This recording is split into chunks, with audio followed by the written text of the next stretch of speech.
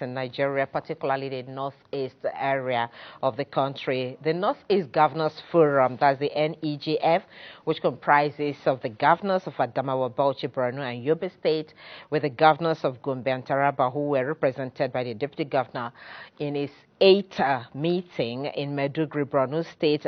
After that, raised communique in which it talked about so many things that they want to be done in the Northeast, complaining that there is a lot of issues with that region insecurity. And so we'll be looking at the outcome of the Northeast Governors meeting and some of the issues they raised in the communique, how to quell insecurity in that region. We do have someone who is very vast in security matters, who will be looking at this issue. He's a security strategist, Dr. Kabir Adamu, right here in the studio. Doctor, thank you so much, and welcome to Kakaki Studio. It's my pleasure to be here. Good morning. All right. We've talked about security matters quite a lot on this show, with you in particular.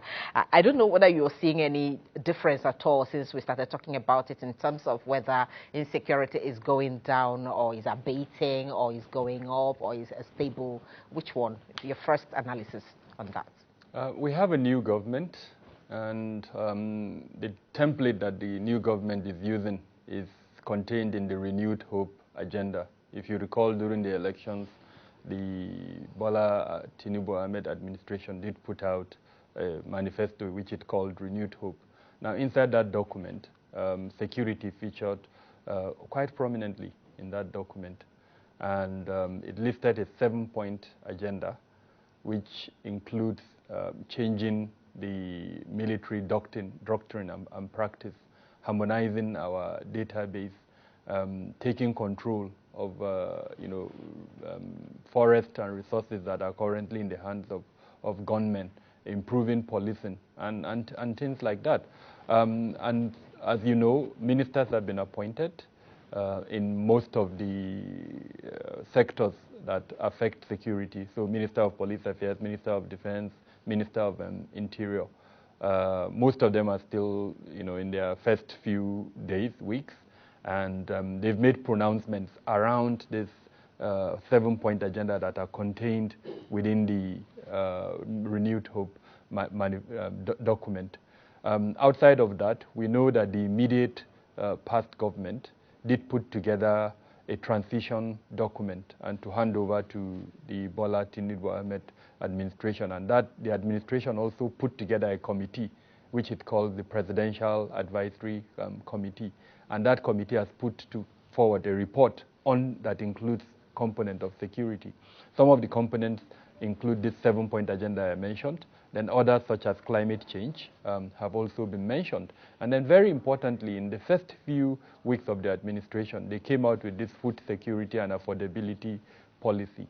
And interestingly, for the first time in the history of Nigeria, that this food security issue has been placed under the purview of the National Security Council.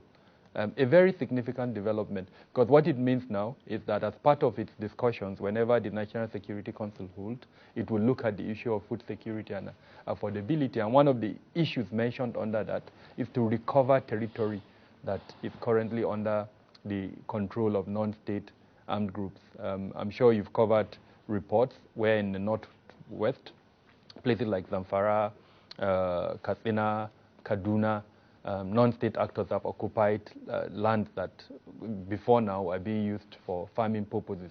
So the idea is to recover those farms to allow people to continue farming and, of course, improve on food security. Now, that's kind of what we've seen over the last few months that this government has been in place. In terms of numbers, how many people have been dying, the situation has not changed, sadly, from what it was. On a monthly basis, we record something between 500 to 700 people dying. So in the month of May, it was around that, 700. In the month of June, it reduced to about 500. In July, the same thing. In August, where that just ended, we're also monitoring around the same thing, almost 500 persons. So not very different from what we saw. As at June this year, over 5,000 persons had been killed. So if that trajectory is maintained, it means that at the end of the year, about 10,000 people will be killed. But with all of these things that I've mentioned, if they are implemented, then maybe the number would reduce. That's quite an alarming figure, really, and understandably, the Northeast is having another dimension as well. From their meeting, they did recognize the fact that they have recorded success in the fight against insurgency, that's the Boko Haram, which was one of the major issues in security matters in the Northeast before now. But they said there's a growing dimension now, that banditry is being recorded, is a bit moving away from insurgency now to banditry, because this is, according to them, is worsening the security situation and the successes they have recorded in that region. The fact that they are saying that those who are being pursued from the northwest and from the north central are finding their way to the northeast, that's compounding the security situation there. So what exactly do you think can be done to deal with this issue? Because they have actually told military, the military to go after these people and fish them out. If they don't surrender, then please deal with them. So the information at my disposal aligns with what the Northeast Governors Forum have announced. In the last few months, we've monitored a similar pattern. In fact, it started from almost about, I think, a year ago or thereabout, where in places like Bauchi, especially the forested parts of Bauchi, the Lamebura forest, all the way into parts of Gombe and then into Taraba, communities around that forest started recording incidents of, gunmen attack. Sometimes they will be tagged as bandits. In other times they will be bad at armed Hada militia, or in other instances even terrorists. So we know that there have been an emergence, as it were, of a new threat phenomenon in those locations. So it's quite, I think, heartwarming that the governors are highlighting that fact. My only worry with their position is putting that burden on the military, as it were. I think more needs to be done. First off, there is a need to conduct what I would describe as a sociological research into the issue.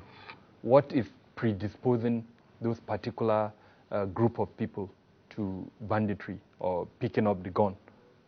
There is no amount of force that you can use that will prevent them if you do not identify the why, the how, the who, and then, of course, the what.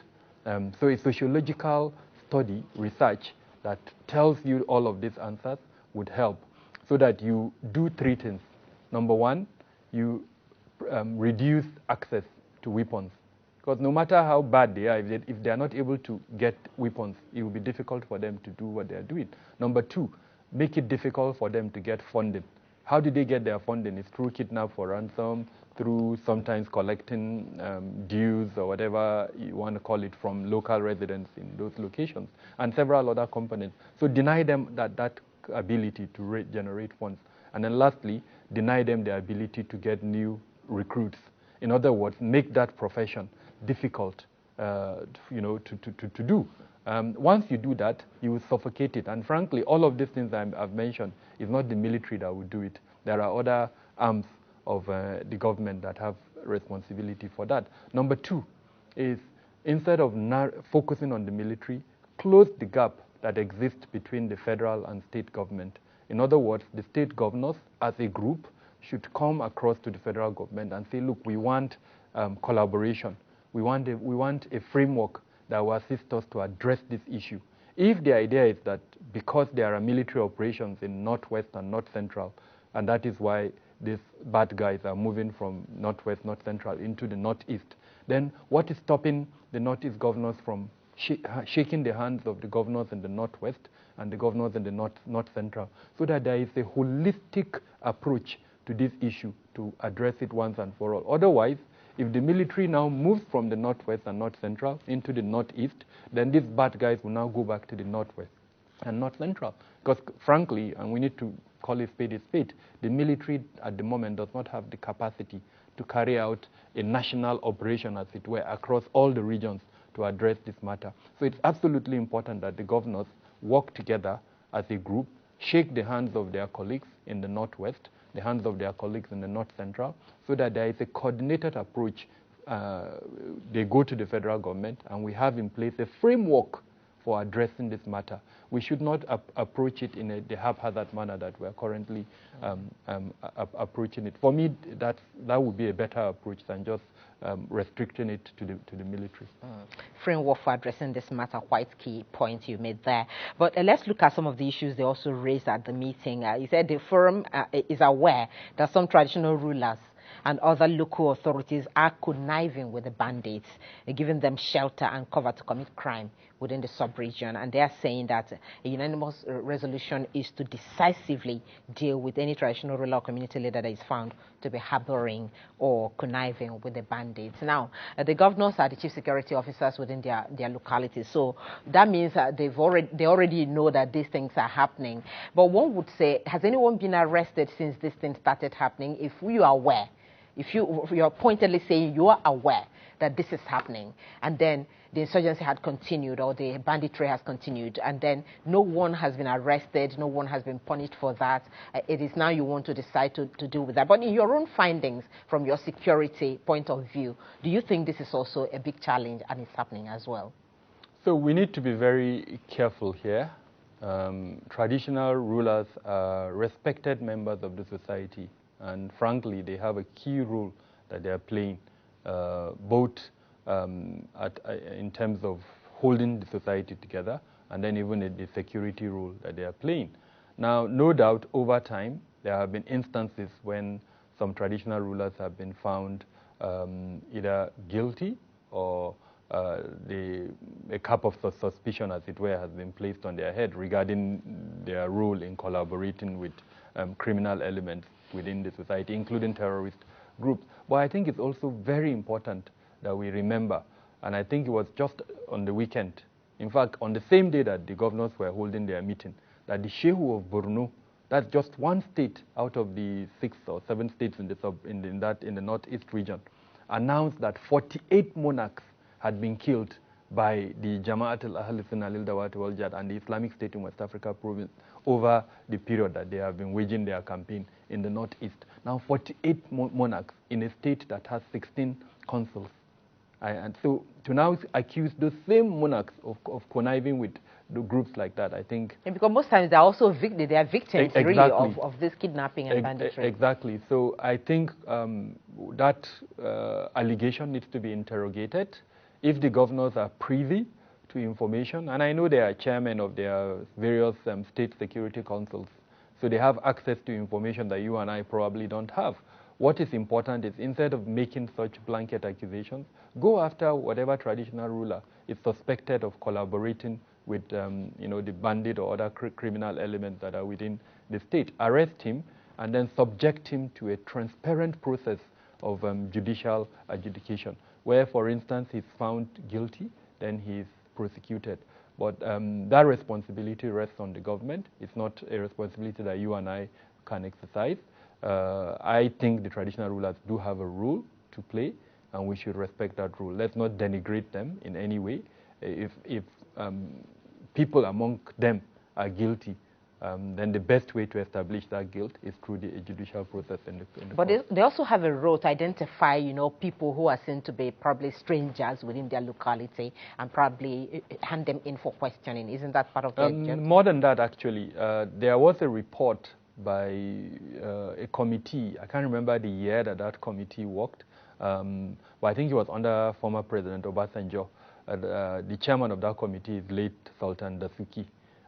He extensively looked into the role of traditional rulers and the security role that traditional rulers can play. There is a lot that they can do. Growing up as a child, we know that through the traditional rulership system, if there is any security phenomenon happening in any part of the country, the traditional rulers would know about it, and they can address it even at their point. Then let's even talk about mediation. The farmer-herder violence, if we use what happened in Plateau State as an example, in Mangu specifically, in May this year, if I remember well, it started in May. It was a dispute between two persons. If the traditional mediation system that was being implemented by our traditional rulers is still effective, that issue that led to the death of more than 400 persons would have been nipped in the bud by the traditional rulers, but because the traditional mediation system has collapsed, mainly because we've whittled down the powers of our traditional rulers and we've not put in place an alternative dispute resolution mechanism, then the monster that happened in Mongo sadly has happened. So beyond just identifying and reporting suspects, traditional rulers have several roles to play within security. And I think it's time we should dust up that particular report, the Dasuki Committee report on traditional rulership, and see how, especially the 10th Assembly, I think it's their responsibility. How can they look into the role that traditional rulers can play in cementing and implementing security within our traditional, communities? So that means that their capacity has to be also, built more now. Okay, so let's look at other concerns that the Northeast governors raised in that their 8th meeting. They did say that climate change and environmental degradation is also a major issue. You talked about the farmer headers clash today. That's one of the issues because you have deforestation happening, you have drought, you have all of those climatic conditions that drive those headers down south, probably looking for, greener pasture for their, flock, so to speak. So how do we deal with this? Actually, is it just about identifying those problems, or what steps should the governors take in addressing this within their region? I'm quite happy with this question, and I agree totally that beyond making statements, the governors have a huge responsibility to play in terms of evolving climate change strategies and adaptation measures to reduce the impact of climate change. No doubt there is a close correlation, intersection as it were, between climate change and insecurity. Farmer herder violence is one of it, and then of course even the safety component around climate change. Flooding, as we know, is happening. Temperatures are changing, affecting our ability to grow certain crops, so also affecting food security. Diseases are emerging as a result of it. So beyond just the statement by the governors, I think they have a huge responsibility to play. We're just coming out of the climate strategy meeting in Kenya. Nigeria was hugely represented there. We made bold statements regarding our claims and our desires, but I think what is lacking, and I say it with all sense of responsibility, is for our leadership, government at the federal level, government at the state level, to actually walk the talk. We do not yet appreciate and even uphold our own components of responsibility regarding climate change, both in terms of measures that we can implement and then adaptability measures. We have an ecological fund. If you are a journalist, I'll urge you to go and ask questions regarding how much is in that fund, what that fund is being used for. I've had experts describe that fund as a cesspool, sadly, that politicians use for whatever it is that they want to use. So in other words, there is no probity regarding the use of that particular fund. Second point is we do have a Ministry of Environment. I'm not sure the Ministry of Environment is doing enough advocacy in terms of making us recognize and realize that we have a role to play in supporting climate change strategies. And the governors can play a huge role in that regard. How many of them actually have ministries of environment in their own state? How many of them have appointed commissioners that understand the intersection between climate change and security? How many of them have even developed strategies at the state level that aligns with the federal strategy and that also aligns with the global aspiration to reduce the impact of climate change? So I think enough of the talk. It's time for them to actually take responsibility as leaders to begin to steer us towards contributing our part to the reducing the effects of climate change.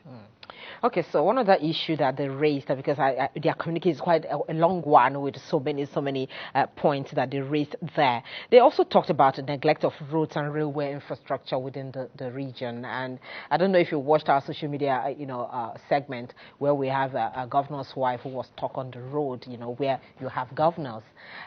Sometimes they tell you these are federal roads, but the people within those states are the ones using the roads mostly, and then probably travelers. So how would the governors be dealing with such issue if it is also fueling, insecurity within their locality? Let me start with the Bauchi State incident.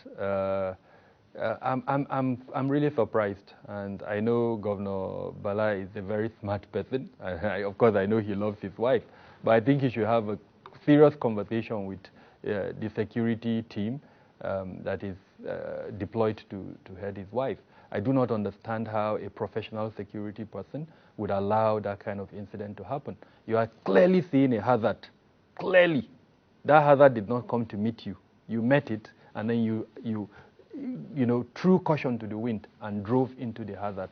No. Probably not understanding the depth of the problem. And that is why he needs to interrogate the capability and professionalism. I wouldn't allow that kind of person to be responsible for my wife's safety and security. Clearly, whoever is responsible for that convoy safety and security has failed. You cannot have a VIP and then allow that incident, what we saw, to happen to the VIP. So that's on the side. That's on one side, but that happens to every other person every other day within that space that plies the road. So again, let's start with the responsibility of the governors. We do not know whether that is a state road or is a federal road. Infrastructure situation in Nigeria is quite deplorable, as we all know. And I think most times we do not make the link between some of these economic issues and then security. Joblessness, unemployment, unfortunately, is the pool from which the threat elements in Nigeria recruit from. There is no region in Nigeria that you do not have active threat elements. I prefer to call them non-state armed groups. In the Northeast, as an example, you've got the ideological non-state armed groups. They recruit from this pool of unemployed persons. Now, if the governors work hard to improve on infrastructure and make it easier for agriculturalists to transfer their products from their states into markets where, of course, they have more value for it, if they also enhance the industrial base of their states where they are able to refine the products that then it means more employment for youth within that location. So all of this would have a positive effect on security. And I think that is one component that I'm hoping that this new administration would look closely into, the soft components of security, what in today's parlance is called the non-kinetic approach to security. So in summary, I think the governors need to look closely at the provisions of infrastructure. Some of the issues raised in the purview of the federal government. As an example, rail construction, especially in cross-state rail lines. They talked about the rail line from Borno to Enugu State. Imagine the impact that will have on the economy of Nigeria if they improve on that, or they make that route viable. Instead of using vehicles, as it were, to transfer goods from the southeast to the northeast, it will now be through rail line. Cheaper, faster. Quality of the roads will be, protected, as it were. They will be more durable than they are at the moment. So I think the governors, beyond the talk, they should also have strategies for ensuring these aspirations happen. If those things are outside their mandate, then how are they approaching the federal government? Let's not forget that the Governors Forum is one of the most influential groups in the country at the moment. They've succeeded, even though it's not a constitutional body, but they've succeeded in ingraining themselves within the Nigerian space. And the fact that even the current president emerged from that forum, the fact that the vice president emerged from that forum, the fact that a significant number of members of the National Assembly are from that forum, including the chairman of the National Assembly, the president of the Senate, emerged from that forum, will tell you how influential the Governors Forum. So there is nothing that they would want to happen in this country that would not happen because of the influence that they have. And I think beyond the talk, they should start credible work that will show Nigerians that they actually mean what they say in the communiques like the one they've just released. Quite key there. There's nothing they want that they will not achieve. So if they want insecurity to even end, they can as well achieve that, depending on how they apply, their own framework to it. So let's look at some of the other issues. I remember that after the destruction in the Northeast, when the insurgency began, really, there was this clamor for what do you call it now? Development Commission, Northeast Development Commission, which was, established to see how such, devastation that happened can be rebuilt and, the infrastructure gotten back. How would you assess how far that, commission has gone in rebuilding the Northeast? Because it's also one of the concerns raised by the Governors Forum. Yes, as far as I know, the Northeast Development Commission has been active. Whether its activities have been able to address the developmental challenges within the Northeast, unfortunately, no. It's work in progress. I know that the Northeast Development Commission is a coalition of several other strategies that previous government did, which has now been put into one place. Are we there yet? No, we're not there. It's work in progress. Sadly, I know over the last few months, yes, allegations of corruption has emerged within the processes of that commission. Again, this is a phenomenon, as you know, that affects most Nigerian organizations. So what type of practices are put in place, what type of measures, what type of strategies are implemented to reduce the potential for corruption, I think is absolutely important. With regards to its activities across the 6 states within the region, not much has been achieved in that regard. So we're hoping that with this statement by the governors, they will be able to look more closely in terms of, so I always like speaking about monitoring and evaluation. What are your needs? Have you, I know that Borno State, as an example, has a developmental plan. If I remember well, a 5-year developmental plan. How many other states within the region have such developmental plans? How do those developmental plans align with the federal government's developmental plan? And then how much of cross-sectional collaboration exists between those development plans and what the Northeast Development Commission is doing? So I would rather have that kind of strategic approach that is, for lack of a better word, mathematical, and allows you to put in place key performance indicators to say, okay, over a period, based on the money that the Northeast Development Commission has received, this is what it would be able to do within the developmental plan of the several states that exist in the region. Sadly, that type of information is not available. That will allow me to evaluate whether the Northeast Development Commission has been functional in terms of achieving the desires and requirements of the people in the region. All right, before we let you go, we're talking about the Northeast today because it's a fallout of the Northeast Governors Forum summit which they had. But we know that this problem is actually in all parts of the country. I don't know, just on the papers today, we saw get DPOs, killers dead or alive. That's what the River State governor is telling, security agencies. And it's quite sad that even people who should protect people are being killed on a daily basis, just like we talked about traditional leaders and all that. So by way of rounding off on this discussion, what do you suggest this government should be doing, to deal with all manner of, attacks from different quarters, both for the military, the police officers, and Nigerians in general in dealing with insecurity at the end of the day? At the beginning of our conversation, we talked about the 7-point agenda within the Renewed Hope document, and the fact that that has been reduced, or rather, it's been developed into priority areas that this government intends to implement, and that the ministers that have been appointed will eventually put out policies to achieve. I align totally with that. I've looked at those 7-point agenda that I've reeled out. I think they're good. What matters, however, is whether they will be implemented or not. Now, for them to be implemented, there are 2 things that this new government needs to do. Number 1 is security sector reform. Section 14, subsection 2 of our Constitution is very clear. The primary purpose of government is the protection of lives and property of Nigerians.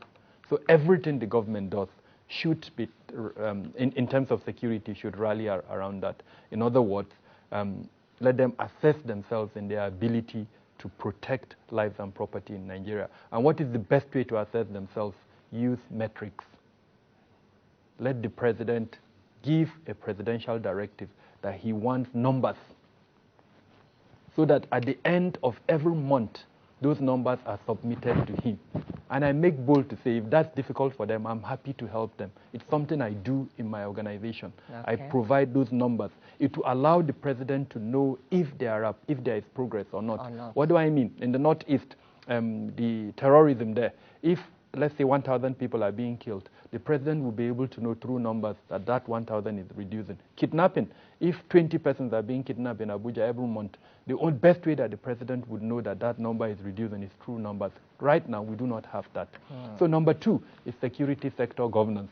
The president has spoken around collaboration. I'll add cooperation and coordination. It is only through security sector governance that he will have that. Let the ministers be able to shake hands through constant meetings, both in terms of operational, strategic meetings, and then intelligence agencies meeting together. Now, if we have improved security sector governance that has an eagle eye within all of that. A DPO was killed in Rivers over the weekend. In other countries, in the UK, they would have had a COBRA meeting to discuss why a high-ranking police officer should be killed in the manner. Not only, he wasn't just killed, he was videoed, he was dismembered. It's terrible. Where today is Monday. I've not heard of any discussion on this. We are totally out of time. We must thank you very much for your thoughts, quite insightful there. And we do know that these suggestions will keep coming until we achieve total peace and tranquility in the country and security matters dealt with. We've been speaking with Dr. Kabir Adamu, who is a security strategist. He is also the founder and chief executive officer, Beacon Consultant Limited. He's also offered his support